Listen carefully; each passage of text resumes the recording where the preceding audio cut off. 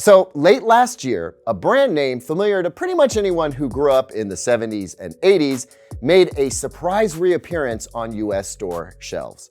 Sansui, as it was then, a brand perhaps most revered for its monster vintage receivers, is no longer. But the brand name, now licensed out to a holdings company in China, showed up in a big way with the most inexpensive OLED TV we've ever seen. Now, when I unboxed this TV several weeks ago, I was really impressed with several aspects of this TV. But now that I've spent some time with it, what have I learned? Let's talk about that.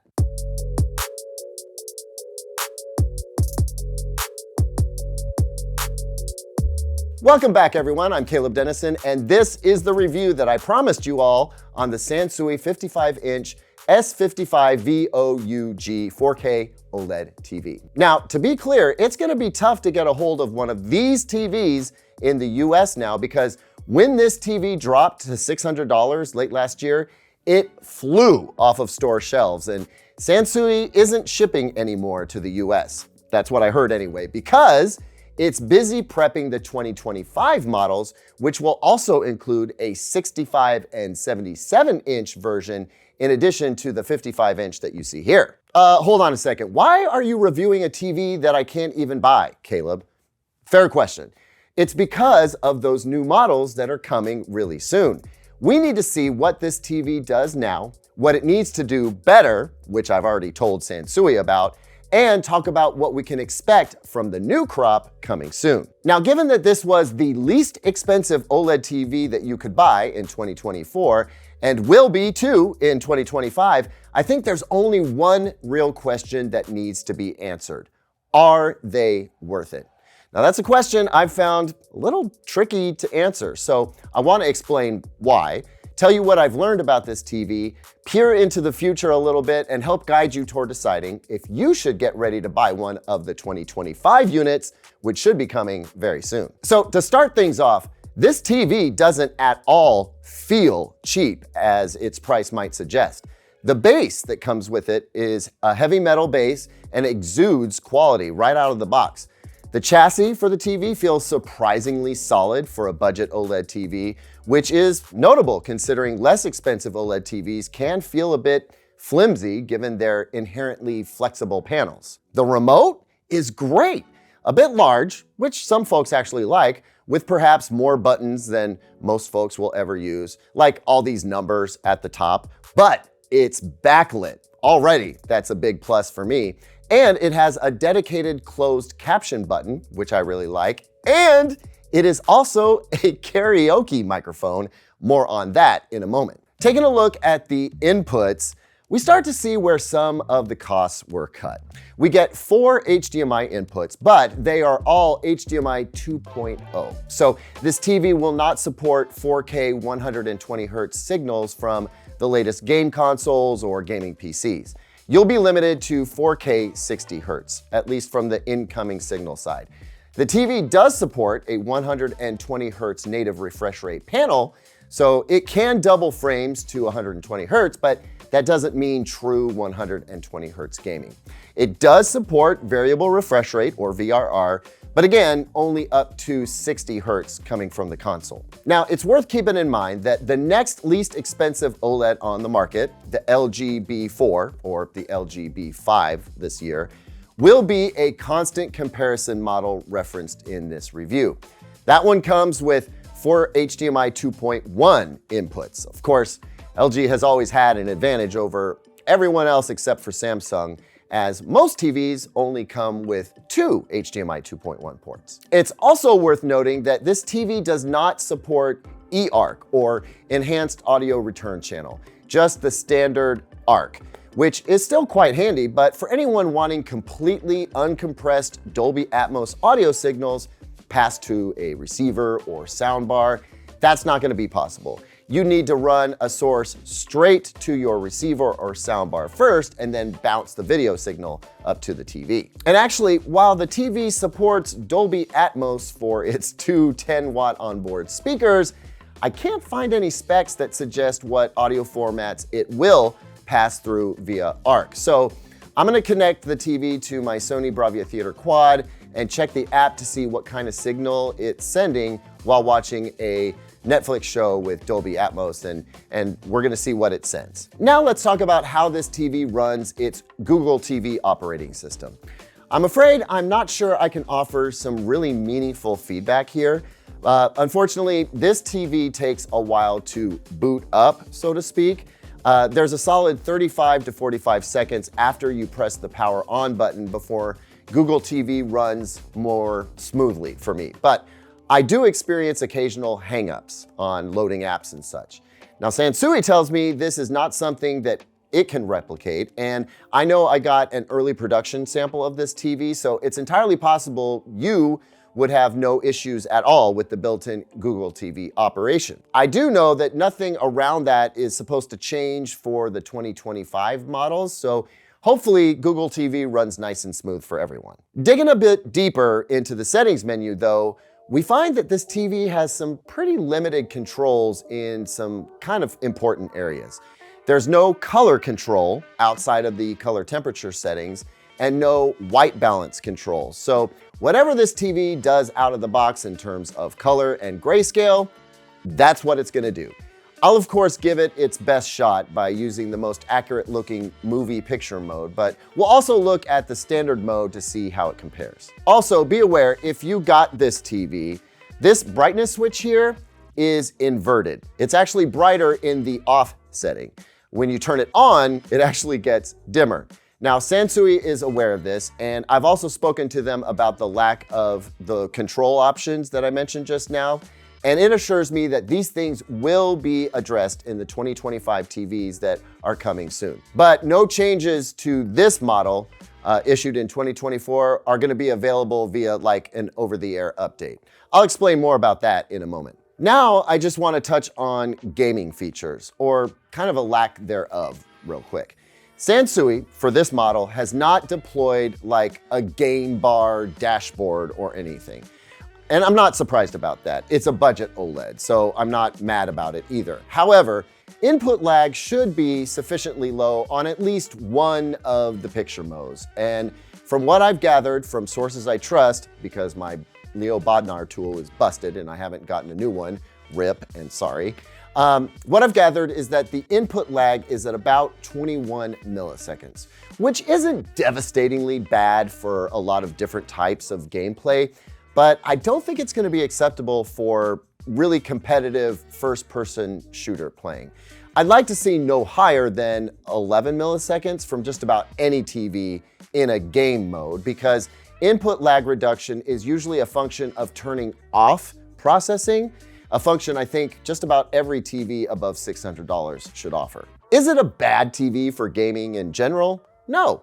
Casual gamers are gonna love the picture quality here, but don't use it for like a cheap, big OLED gaming monitor if you're a competitive gamer. Now it's time for a section I like to call Numbers for Nit Nerds. This is where we whip out the pattern generator, colorimeter, and Cowman software to see what this TV is doing from a measurements perspective. Now, if all this nit nerd measurement stuff sounds like something you're not really interested in, that's fine. You can skip right ahead and you won't miss a thing. I'll provide all the key takeaways for this TV in the next section of this review.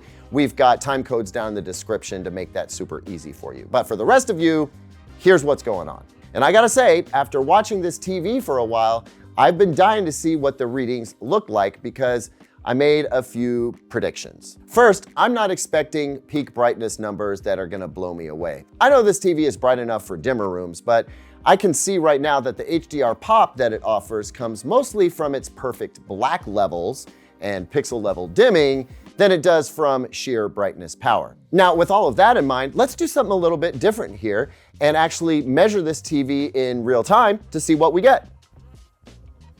Okay, Nit Nerds, so for those of you who are curious, I've already done some of this measurement stuff using a C6 meter profiled to an i1 Pro 3. I'm using the caliber right now, as I have in the past, just to verify the readings are accurate, and they are, so we can trust what we're gonna see here. First, before I go into any measuring, I wanna show you what's going on in the picture settings. This is what I mentioned earlier. So I've got this in the movie mode right now, and as you can see, The screen brightness is set at 100 right now. Brightness booster is actually on, even though it looks like it's off. See, if I turn it on, it gets dimmer. If I turn it off, it gets brighter. Under the advanced settings, we have color temperature options here. We've got standard, warmer, warm, cool, and cooler. I believe warm is actually the more accurate of the two, but we can check that here shortly just for grins. Dynamic contrast is turned off, which is normal, okay? And then we have, that's it. There's no color control here, no tint, no hue, none of the basics. And then there's no white balance control, as I mentioned before. So that's what you get. That's what you get.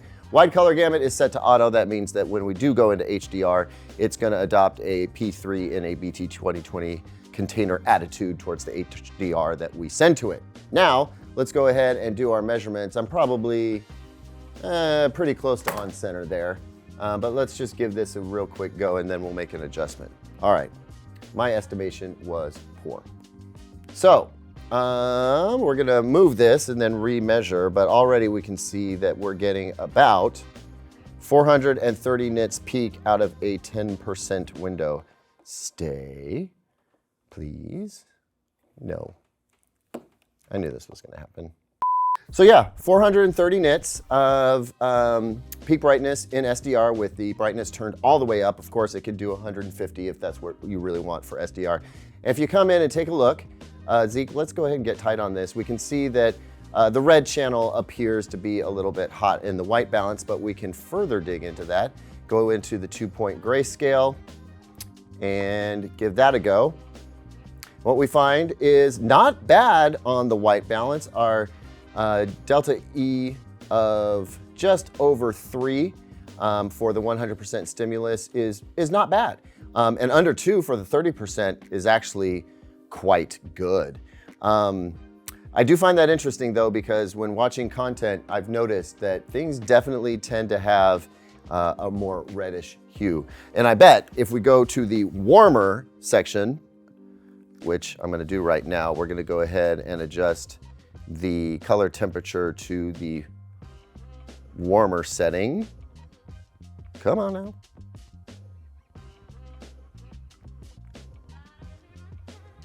And run the test again. I would expect the red to be even more aggressive. Yes, look at that. That's absolutely outrageous. Delta E of 10, that is absolutely terrible. At least in terms of accuracy. If you like a very ruddy looking picture, that's fine. So what that tells us is that the warm, not the warmer, color temperature setting is definitely the one that we want to determine this TV's accuracy capabilities. Now from experience, we know that if we went with standard or the vivid mode, we would get something that was much heavier on blue. And once again, yeah, in the warm profile, we've got a pretty decent looking 2-point grayscale. Let's go ahead and do the 20-point grayscale test. Okay, so 20-point grayscale is not bad. The delta E stays under 3 right up until the brightest areas of the screen, where the red tends to be more aggressive than the other color channels. By and large, this is not terrible, especially for, you know, a $600 OLED TV. Now, we're not gonna do the full suite of tests here, but I do wanna see what the color gamut readings look like real quick.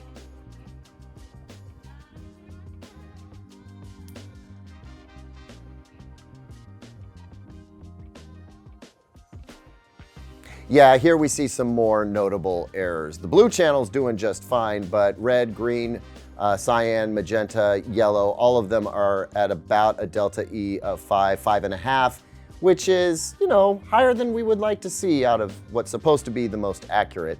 But again, it's hard to fault the TV for having less than accurate color when it is so inexpensive for an OLED TV. Okay, and now for the color torture test. I just ran it, and by and large, not terrible. I mean, the average delta E is at about 4.1. The max delta E is 7.37, which is not what you want to see. And unsurprisingly, the worst performance is in the red channel, which kind of syncs up with what I saw from subjective viewing. When we see a lot of red on the screen, it really tends to stand out because it is getting pushed a little extra hard. Now, if we were able to control the color in any way, we could make that go away immediately, and we'd be looking at a very high performance accuracy TV. But without those adjustments, there's nothing we can do about this particular TV. The reason I bring all of that up is because in the next version of this television, the 55, 65, and 77-inch models coming in 2025, those color controls and white balance controls are supposed to be available. Okay, so we've switched to HDR and we have everything so that it's maxed out. We want to see what the peak HDR performance is going to be like. And I already ran the grayscale tracking test here, and we have some interesting results. So the grayscale tracking is actually pretty stinking good in HDR mode. I'm really impressed by that. I'm not so impressed, however, with the EOTF tracking on this. That's where we want to know if it's putting out the brightness it's supposed to according to the instructions it's being given. And it does pretty well right until the midpoint area here, where we see a little bit of a bump and it's getting over brightened in HDR for a minute until it hits its limits. So again, we'd like to see something a little bit more accurate there. Most TVs that I test in HDR do a better job than this. Now we come to everyone's favorite, the peak luminance versus window size test. And what we notice is that it starts out around 635 or 640 nits, and then it goes down pretty quickly from there, petering out at about 127 nits full screen. 127 nits full screen, not in love with that. 635 though, that is respectable for peak brightness. The numbers I saw from other testers were not as high, but that puts it right in line with the LG B4 OLED. Now we'll do the peak luminance stability test, and this is just keeping it at a 10% window at all times, and right now we're seeing it hit more along the lines of 550 nits. So it seems that as it ramps up from a smaller window to a bigger window, it can hit better peaks, but when it's told very specifically to hit a certain window size, it drops a little bit. Now that could also be some automatic dimming coming into play, because I did have it at a full screen white for a good 45 seconds there before running this test. So we'll come back to that and see what happens. I do want to go ahead and run the color match HDR test just for grins. Let's see what that does. Okay, color match HDR test is now done, and this is a torture test for color in HDR, just as it is in SDR. And we have mixed results. In some cases it does really good. In other cases we've got a delta E of 6, which is not what you would want to see from a more accurate TV. However, I think in the end it's not going to matter. I'm kind of okay with this for a $600 OLED TV. And again, if you could calibrate it, this could be much, much better. Anyway, now that we've done something that isn't just bright white, let's run that peak luminance stability test again and see what kind of a number we get. About the same. It's going to be hanging out around 550 nits. So what we know from the tests that we've done so far are that we're going to get at best about 600 to 650 nits peak for HDR highlights, depending on how the processor decides to handle things. We know that we're going to have perfect blacks, and that, along with a baseline of maybe 550 nits for highlights and decent brightness in larger window sizes too, means that we're going to get great contrast from this TV. We're just not going to get a ton of HDR sparkle out of it. The LG B4 is probably going to do a little bit better than that due to its slightly more advanced processing skills. On the whole, this is not bad performance for a budget OLED TV. The only thing that's missing are the controls to make it a little bit better. And we know those are coming in the 2025 models. All of that has me pretty well encouraged for somebody who wants a super budget OLED that's gonna look really good. Okay, everyone, so if you skipped ahead to this section, here's what you need to know about the picture quality of this TV. First off, it's an OLED TV, so we're starting with perfect black levels. We have pixel level dimming, and that sets the stage for incredible contrast, no matter how bright the TV can get. And you instantly sense that with this TV, because contrast is what we perceive the most easily. It's an OLED TV, and I've always said when you're watching an OLED, you're starting at a baseline of awesome, and we certainly are doing that here. I would be pretty thrilled with the picture quality I got from this TV at, $600, $700, no doubt about it. Now, in terms of brightness, it is not as bright as the LG B4 OLED is, and I suspect it may not be as bright as the newer LG B5 OLED that's going to be coming out soon. However, it does get sufficiently bright to pull off HDR fairly well in a dimmer room. It's not quite bright enough to do battle with daylight watching conditions. I don't think I'd put this TV up in a living room with a lot of windows and try and watch it during the day. Color. The color looks very good. To the untrained eye, I don't think anybody's gonna have an issue with the color at all. Most of it looks excellent. If you're a little bit more sensitive, you may notice in some scenes that have a lot of red in it, that the red seems to be a little overly aggressive. The more pure the red is, the more it really stands out. And one place that you tend to see that is in skin tones. I watch a lot of YouTube golf, right? And sometimes these golfers have seen a little bit of sun and they're looking a little sun-kissed. Well, they can go from looking sun-kissed on a more accurate TV to looking straight up like a lobster burn on this particular TV. That's when you tend to notice its color accuracy straying from normal. Otherwise, it looks amazing. As you can see in the HDR footage that we have right here, it's luscious. This is definitely a luscious TV. But it's not just about contrast, brightness, and color. We also have to look at how it handles lower resolution content and lower bit depth content. So how does it do with cable TV and over-the-air broadcast TV and YouTube stuff that is maybe not 4K HDR like what we're playing here? That is where it's gonna fall behind the LG B4 or the LG B5 a little bit. It is not as clean and crisp and upscaler as the LG television is, or at least in my experience has been. LG has a little bit of an advantage in that particular area. Is it bad to watch? No, by no means is it bad to watch, but it's not gonna clean up that low resolution content quite as well. However, if you're watching mostly 4K content on Netflix and Disney Plus and Max, if you've got that higher tier that gives you the higher bit rate and the 4K and either the HDR or the Dolby Vision, if you're playing high resolution games off of your PS5 or Xbox, it's going to look fantastic. With Blu-rays, also going to look fantastic. It's just not gonna light things up quite as well when you're watching your cable satellite broadcast or lower quality content from YouTube. Now there's one other thing to consider, especially when buying a lower cost TV.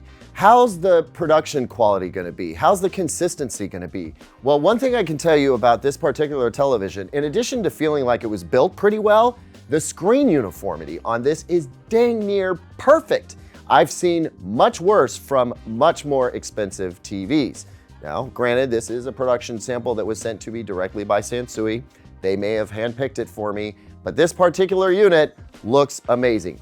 Outside of that, I cannot comment on how the consistency of the quality assurance that Sansui performs, I'm just not familiar with it yet, so I can't say anything about that just yet, but we will know once we start reviewing the 2025 versions of these TVs. We'll know a little bit more about that. The audio quality on this TV is fine. It's not gonna blow you away, but I've definitely heard worse from $600 to $700 TVs, let alone an OLED that is super thin and hard to get a good sound out of. So I actually got to give Sansui some props for making a decent sounding audio system for this TV. So with all of that said, is it worth it? Is it worth a couple $100 that you're gonna save versus something like the LG B5 to get this particular TV, knowing that a few corners were cut?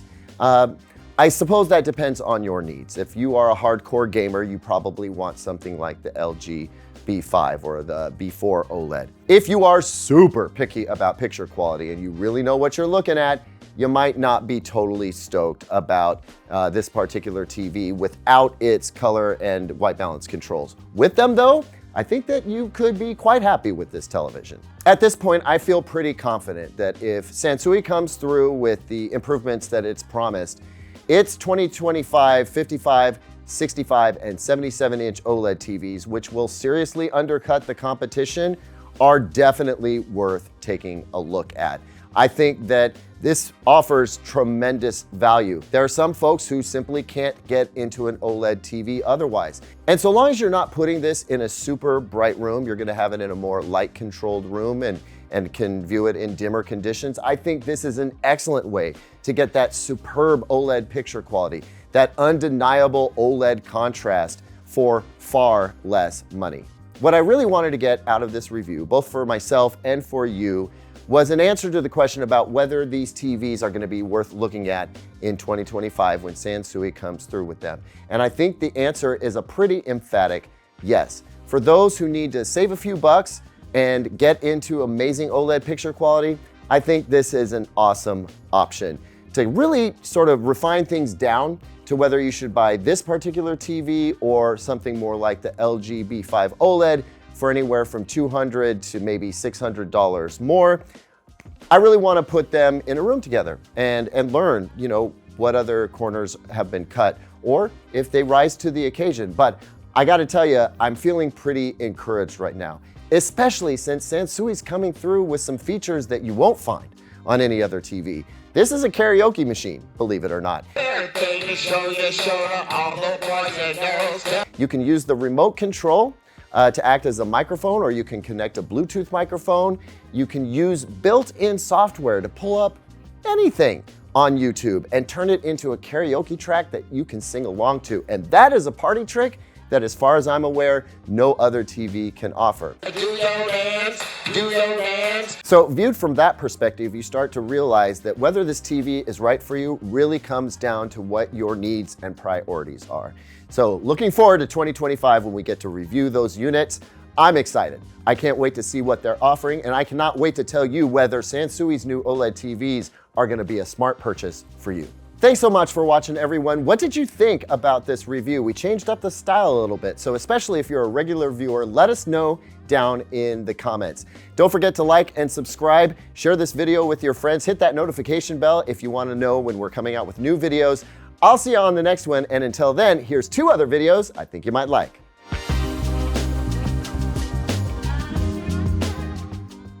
Mama, come on, baby, tell me what's the word.